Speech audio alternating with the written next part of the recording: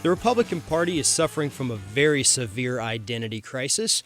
The internal struggle between the old guard and the Tea Party has reached a fevered pitch, and that's leaving their funders in a tough position.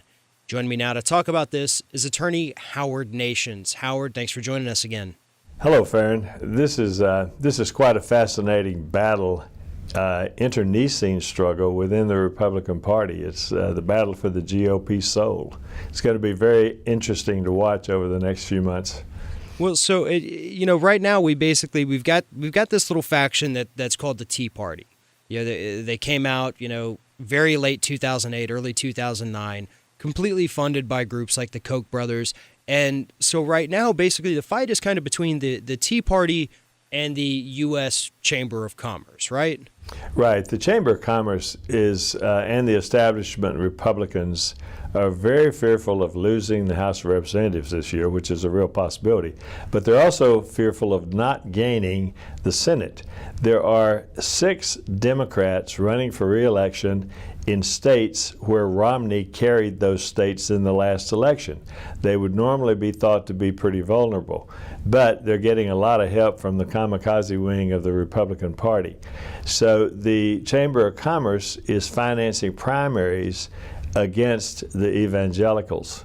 So Karl Rove played a very big role in mobilizing these evangelicals in the 2000 election, 2004 election, certainly. So now he has created this monster that can't be stopped, and he is having to go out there and try to fight back against them.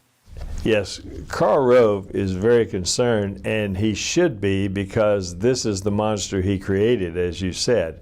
He's now formed American Crossroads, and his president, Stephen Law, says that there's a broad-based concern about having blown a significant number of races because the wrong candidates were selected.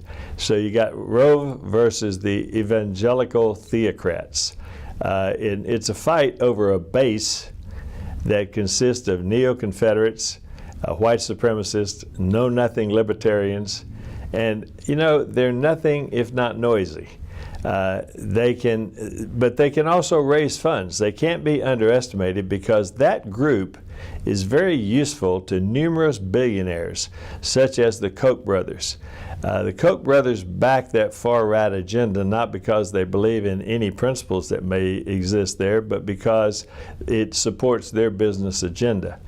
But if you look aside from the Koch brothers, the Politico said that in 2011, 2012, there are 25 social conservative groups raised in excess of $280 million. So they have the ability to raise funds. They've got very big money there. And so the Christian right, they themselves have a bit of a problem, because anybody in the past who wanted to latch onto that, they could wear the banner of the Christian right, but still, when it came down to getting work done, they would be able to compromise with Democrats if they needed to. But that's not the case today, is it? No, it's not. The Family Research Council president, Tony Perkins, who's the darling of the Christian right, says that we have to dump moderates to save religious liberty. And their biggest target is the House of Representatives. This whole business about the religious right and social conservatives, they're totally obsessed with controlling everything related to sex, religion, and race. And they're religious extremists, and they can't help themselves. If they could compromise, they wouldn't be extremists. So by definition, religious extremists can't compromise. But they're so preoccupied with religion and race, sex, militarism, guns, and their other demagogic exaggerations that meaningful communication with anyone outside of their own little bubble is a virtual impossibility. And I think the best example of what's happening right now, where this is playing itself out, is in Kentucky with Mitch McConnell. The Tea Party has come out. They've put up their own candidate, haven't they? They have. The Madison Project, which is headed by Drew Ryan, says that the Tea Party is now professionalizing their approach to politics, and we're getting a game plan, and their opening shot is at Mitch McConnell. Before we talk about their candidate, let's look at the man they think is too moderate. Mitch McConnell is a strong believer corporations are people. He's in favor of unlimited corporate campaign money. He defends oil subsidies. He defends job outsourcing. He's the absolute mouthpiece for corporate America. He was in favor of cutting $40 billion in aid to needy families. And he wasted 4 years as a minority leader of the Senate attacking Obama. And he lost that battle. And he was the leader of the Republicans in the Senate in the worst Congress in history. So he's a perfect conservative for Rove. But the right wing says he's out of touch because he's a Washington conservative and he doesn't fit their agenda. So they're running a gentleman by the name of Matt Bevin. And Freedom Works is backing him. They say he's more fiscally sound. And also they are opposed to McConnell because he helps fund Obamacare.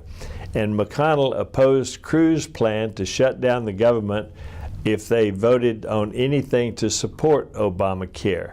And the Cruz government shutdown was ended by McConnell making a deal with Harry Reid. So their real reason for supporting Bevin, he's not Mitch McConnell.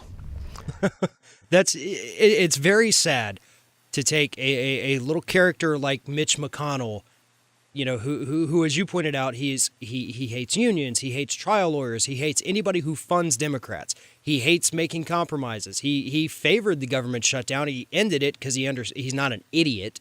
He understands that it's hurting the country, it's hurting the economy, but still, he's not conservative enough, and that's where these groups, Freedom Works, you know, the Koch brothers, all these other massive right-wing think tanks, that's where they are wanting to take the country. Yes?